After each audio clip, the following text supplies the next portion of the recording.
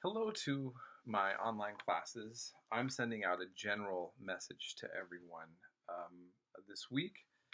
And so, again, I always want to just thank you all for your hard work and, you know, encourage you to keep up, keep trying your best, um, and, you know, keep your standards going in terms of the essays, just maintaining putting citations within and having dates for time periods covered um, and so on. So uh, what I wanted to do is first of all I want to remind everyone that I'm having optional Zoom office hours available. Today was it September 18th, right? So take advantage of that if you need to. Um, but also, I just wanted to say a few things about what's going on in terms of the media and our culture and what I'm seeing because I'm still involved with social media as well, and I see how much pain and division and anger is going on all sides.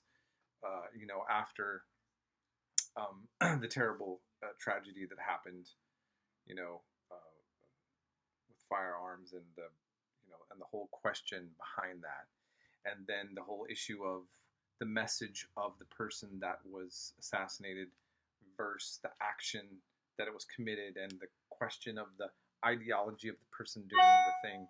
So, yeah. So first of all, I want to let you know that um, my own personal politics are complicated, and I try not to drive a particular ideology on all of you. Sometimes, because I'm a kind of an older, cranky guy, mad at the world, depending on what this topic is, I can sound like I'm anti-Democrat party or anti-Republican party or critical of both, or sometimes I might compliment something coming out of one or the other. And it doesn't, so I'm not an all or nothing guy, is what I'm trying to say. So I just want to put that out there. So having said that, also I'm a person who has legally owned firearms in the past, but also I'm not an NRA member, so I have a kind of a nuanced, balanced. I guess they. I mean, I just have a. I don't have a strong opinion about that topic as well, but I want to just share a story, and I'll try to be brief, and then just kind of get you all to think about something to help ground you and what's going on. So, when I was a kid, growing up in Modesto, California, I went to Fremont Elementary with another guy named Anthony, and he was my friend, and he was a very passionate, quirky guy. He was so patriotic that one time he slammed me against the wall and tried to put my hand on my right heart and make me do the Pledge of Allegiance to, because he didn't think I was patriotic enough. And he was very religious, and I grew up in a religious household, and so he would debate scriptures with me on the phone. We'd call and go to our moms and ask for a scripture, and at school. And he was also the son of a cop.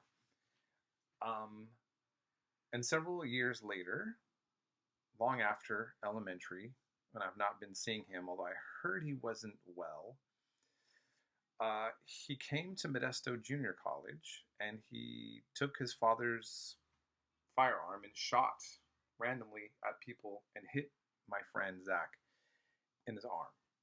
Zach could have died easily. So the irony is that I have a close friend now that was almost murdered by a close friend from elementary. And I remember even telling my friend Zach, the one that got shot, I said, do you want to see a picture of what the guy looks like that shot you when he was in elementary? You know, and I have my old photos of the classes, our class we're in. Ugh, it's a very sad thing. Now, we Americans can get politicized, or it's easy to ask ourselves about causality, right? So, was the problem that he had access to a firearm? Was the problem that he had mental illness? Was the problem that he was the son of a cop or a conservative Christian or a patriotic kid? What are the roots of what happened, right? So if you look at his profile, how he grew up, my friend who shot my other friend at MJC, and he was arrested, and I don't know what's happened since, or if he's still in jail, or if he's in a mental health place, or if he's walking among us. I don't know. Anyhow, his profile is not that different from the young man who did the shooting in Utah. And so, but it seems to be that the media and our politicians have really decided that the motive of the shooter should determine about how we should be treating and talking to each other about the whole thing. And on the other hand, there's people who've been very disrespectful about what happened. There's also some people kind of assuming that because somebody was assassinated, that we then have to agree with their political message. Look, Malcolm X was assassinated in front of his own children in a terrible way. And a lot of people have respect for Malcolm X, but did everybody have to agree with everything Malcolm X said because he was disposed of it? He was massacred, in this way. Now, here's the thing. We are, the democratic mob, if you will, the public that has our own passions and whims. Now, the people who are supposed to be the grown-ups in the room on this are the representatives that we voted for. That's what the republic's supposed to be, right? Is that they remain the grown-ups in the room. Now, look, in June, there were 2 Democrats that were assassinated, and the man who did it even had a list of more he wanted to murder. How many of you know who those were? Our current president did not say anything about it. He doesn't care. And I'll be honest, I can't remember their names. It's not like I didn't follow the politics of the state. There's a lot of things going on as I'm studying, and I was just thinking, wow, these are still human beings that are also a part of the government, that are also, this was clearly being targeted for a political reason, and there was a list. But now it's a polarizing issue. Now we're not Americans anymore. We're just Democrats and Republicans. And if you're a Democrat in office, I guess, you don't care about Republicans. And if you're a Republican, you don't care about Democrats. What is going on? So look how we're already being played on this. It's not okay. And again, you have also another shooting that happened with kids involved. And there was ideologies also coming out of that young person. And so, but now there's this kind of almost like a witch hunt to crack down that's coming out of our current elected official in office,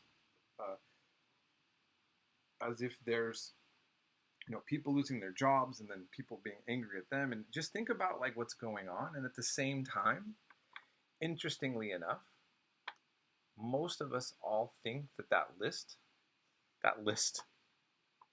should be made clear about who was on that list. We know we're all talking about,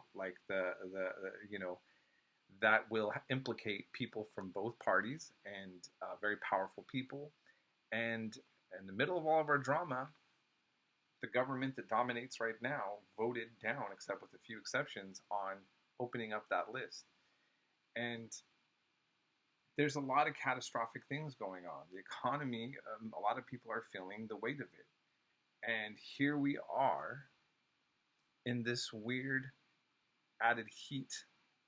And there's also, I don't know, it's just, what I'm trying to say is this: ground yourself.